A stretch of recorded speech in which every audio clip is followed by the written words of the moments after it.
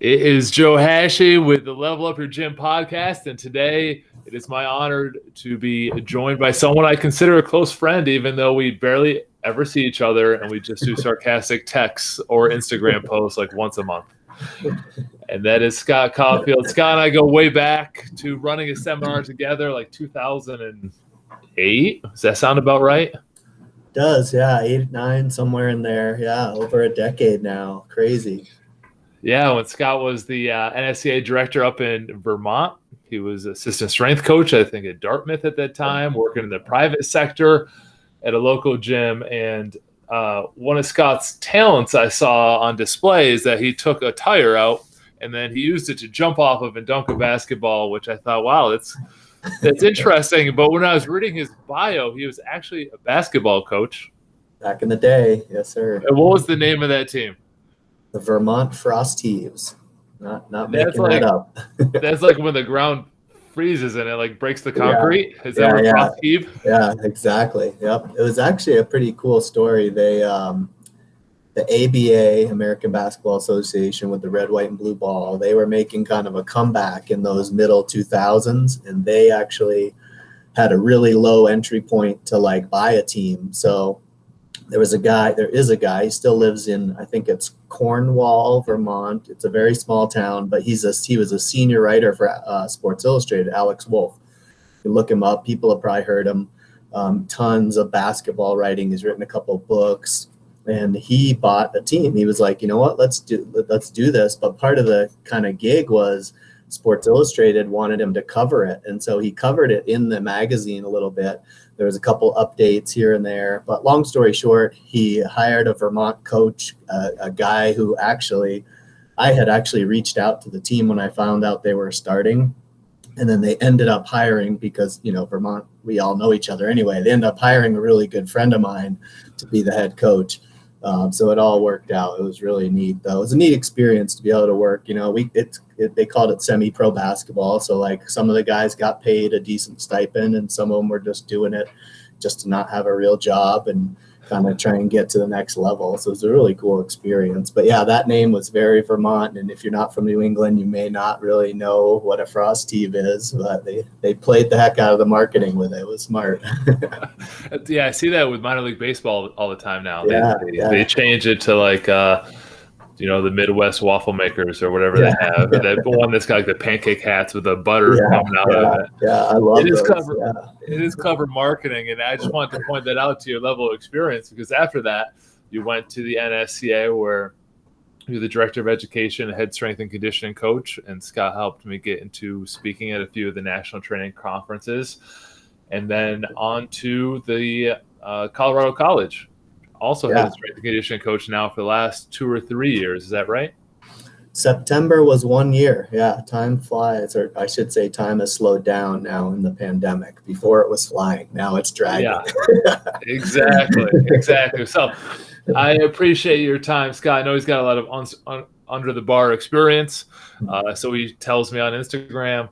And so I wanted to get Scott on to share some tips from his vast knowledge with the trainers and gym owners on the call, because Scott's done about all of it, including, I almost missed, so you got a master's from Denver, right? Sports coaching from the University of Denver just recently. Yep, I started that in 2015 and finished it in 2017. It's an online program. I highly suggest if anyone's thinking about a master's program and they're not sure what they want to do it in, but they know that, for me, the sport coaching master's, it's in the Graduate School of Professional Psychology, which is one of the top master's programs at DU and in the country. But it was very applicable. Like everything in that master's program was stuff I was doing on a daily basis coaching. I didn't want to go and get another degree in exercise science, or physiology. And I just didn't, I feel like if you're going to specialize in that master's program, you really need to do something that's interesting to you. And that social and psychological side of coaching is I think, where the rubber meets the road anyway. That's a great point. And to all this experience, it just shows that Scott is very, very old. Yeah. And with that comes a lot of wisdom. So, Scott, can you please impart some of your very, very old man wisdom on these young bucks out there listening to the call? Yeah, I mean, like you said, you kind of alluded to, I did a little bit of everything. And, for those people listening that like want to move into college athletics or maybe private sector or vice versa, I think those experiences, I started off cleaning gym floors and doing orientations that we called them, to show people how to set up the Nautilus machine in the right position. I went from that to being a personal trainer. And then, after that, as I became a personal trainer, I got more experience working with athletes. And that's where I started realizing that I wanted to focus my energy, because that was really what gave me the best, feeling and passion. And I just wanted to help other athletes. I was a very average Division III athlete, at best. And so it was neat, though, to be able to see some other people and help them make improvements. But I've trained 86-year-old clients. That was one of my favorite people I ever worked with, the River Valley days. And they hired me to come down and run their sports performance center, which was new and kind of lacking some direction. And that's why I was able to rope in people like you to help and get some other stuff. And coaching education's always kind of been my passion. And I think, if anything, if that's the biggest, biggest rock or ground level tenet that's been throughout my career, is just like a continual seek to get better, right? I've never, I know a lot, and I'm not saying that as an arrogance, but I've learned a lot over these 20 years. But I've never been satisfied with that. And I've always been interested in finding people that are either doing what I want to be doing, or that are excelling to, in my eyes, to a higher level than I am. And that's the people that I want to be around. So that was why when an SCA opportunity out at headquarters popped up, I thought, well, wow, what better opportunity than to go to the, the flagship and really get your feet wet and try and, see what it's all about. Let's enter the time machine and go back to when you were adjusting the Nautilus machines back in the mid-30s. And I think it's important to point out there is something to learn along every step of the way. And I think some people look over that as like, oh, I just did that to pass time and now I'm where I want to be, but they don't realize the lessons they've learned. Is there anything that you picked up in those early days that helps you get to that next step? Yeah, I mean, I think you have to have done the small tasks and done all the air quotes, meaningless jobs to you at the time, which are really, if you ask a gym owner, the most important jobs, right? And so I think that just like learning that nothing is above you. And again, my buddy Lauren Landau is the Broncos strength coach.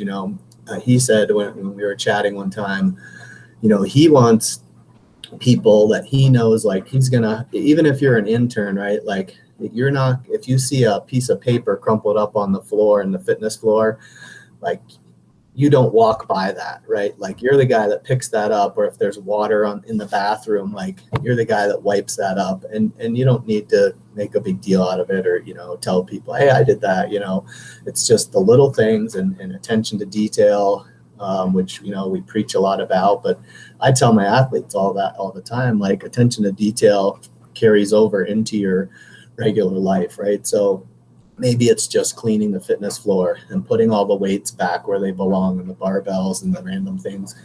But if you don't do those little things well, like how do you think you're really going to show up on time for an appointment, or to do your taxes on time or do all these other things? So, those life lessons, I think, carry over so much. And sometimes they're easy to just think, oh, no, it's just dumb. But, it has a purpose.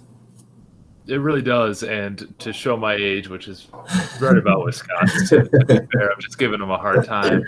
At the beginning, as a strength and conditioning coach, you want to be all about sets and reps and periodization and come up with these great ideas. But in the private sector, we very rarely ever lose a client that says, I didn't like my workout. They'll say something like, well, the bathroom wasn't as clean as I thought it should be, or something like that. Or like someone forgot to waved to me on my way in, and I didn't think they knew my name. Like, that's the stuff that builds the connection and relationships. And while you as a professional need to deliver a great program, it's those details that, whether it's a private sector client or even the athletes, like, everyone has a psychological need to feel important. And if you're not fulfilling that need for people when they come into your facility, you're missing out on a lot. Yeah, I think that's a great point. And even like, in collegiate athletics, I mean, we kind of have a captive audience for the most part. Our division, so we're pretty unique. We have 2 Division I sports at Colorado College, and then our other 15 sports are Division III. So our Division I sports, you could say, are pretty captive audience. Like, they don't really have a choice if they train or not. Like, it's part of the deal. But at that same time, if those kids and young adults, not really kids, but if those young men and women don't like look forward to seeing myself and my staff and like enjoy the training process, it's going to suck for all of us.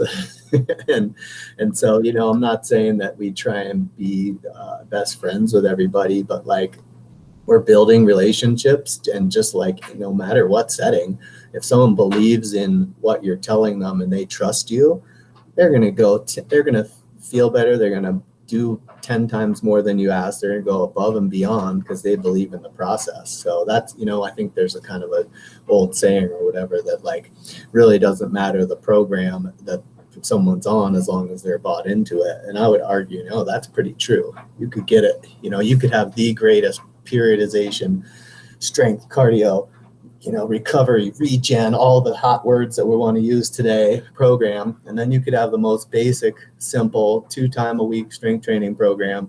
And if the people are bought into that super simple one and kind of not so much on the greatest program in the world, you can get way more results from the simple one. Yeah, and if you're looking to do like collegiate strength and conditioning versus private sector, and you don't think retention matters, just look at the size of a freshman class and the size of a senior class, and tell me that retention doesn't matter. Senior class in almost any major sport is going to be significantly down. My experience at Colgate, it was about half the size. By the time we get to seniors, they fall off along the way, whether it's injuries, whether it's school issues, whether it's not liking the full program and not enjoying a big piece of it. We spent just as much time with the strength staff than we did with our coaches in a lot of the seasons. For sure, probably even more some of the sports and some of the seasons. Yeah, and I would say that too. Like, you're gonna have kids that are maybe don't play a lot. And my assistant at CC is a great example. And she was a 4-year bench player, but she took like training. She competed in the weight room. Like, she was the best lifter on the team. And like, that was her chance to kick people's ass. And that's just the way, that's the way it was. So you're going to have people that you never maybe thought, they're not the starting center or the highest point producer, but they're going to give it everything you got. And they're going to help drive that culture, air quote culture in your weight room. I think that's a beautiful parallel to the private sector too, because how many busy adults do you think have a chance to shine in their regular day? Right, yeah. How often do they get to feel good? Or their boss going to come by and give them a huge high five? Like, that's could be your role and responsibility as a private fitness studio or gym owner. Like, that's the time that they get to be the star. 100%. I always said that too, working in the private sector and training clients. Like, this is potentially the best hour of this person's day. They might absolutely hate their job, right? Like, we're lucky. We like what we do. We love what we do. They might be so frustrated and so mad that this is the best time. Then they see you and you give them that break and forget about their stuff for an hour, and just makes their day. And that's how you keep people happy. All right, I'll rotate over to the private sector then. So this will be my last question for you, Scott. I appreciate you doing this, and I know you have a big breakfast to get to. What's your tip for a gym owner? What's one thing that you think they could focus on in 2021 to make this year a little bit better for them? Well, I mean, again, I know it's been a tough year for gym owners in the pandemic. And I think obviously finding optional ways everybody's had to get creative with their training. So, I think if they haven't tried to kind of step out their comfort zone and engage people in a different way, whether that's, Zoom or some sort of web-based meetings, whether it's like private Strava groups where you can get your clients all in the same one, and they're able to see, or, obviously some online learning platform. I think, utilizing technology, I think that's probably one thing. Human connection is never going to be, there's nothing that's ever going to take place, the human connection, but, utilizing technology in your weight room to help people with extra program or different stuff, I think is huge. The other thing that I would say it to almost anybody, and one of my old mentors and bosses used to say it, he said, we like problem solvers, not problem pointer outers. And so, I would say when you're looking for people to help you out, and people, whether it's staffing or managers, I think, you want people that are going to bring you solutions, not bring you problems. Yeah, I like that a lot. And I think part of that is that I push people who do the Level Up Your Gym program, anyone, is to solve the problems, but also focus on problem identification. Like, don't find problems where there's not any. You're trying to recreate the wheel on, how to organize your gym. Well, when everyone at the pandemic's at home, you need to be solving the problem of how to reach that at home. So identify and solve your problems. Don't just point them out and complain about them, to use proper language for the podcast. That's a great point. That's a great one. Yeah. Scott, where can people follow you on Instagram? I spend way too much time and energy on Instagram, and it's at Coach Caulfield. So, I tell people this: if you like strength conditioning, definitely follow me. But if you also like dogs, especially Australian Shepherds, skiing, any outdoor sports, Colorado mountain life, and anything related to non-alcoholic spirits and drinks, protein donuts. Let's see what else. Protein donuts and CBD. You might be interested in me. Yeah, I'll put his link by. I do recommend following him, but he puts up tons of content. Like you said, way too much content. The guy's got all kinds of hours on his time, or all kinds of hours on his hands. Scott, sit tight. I just want to thank the listeners before I press stop on listening to another episode of Level Up Your Gym podcast.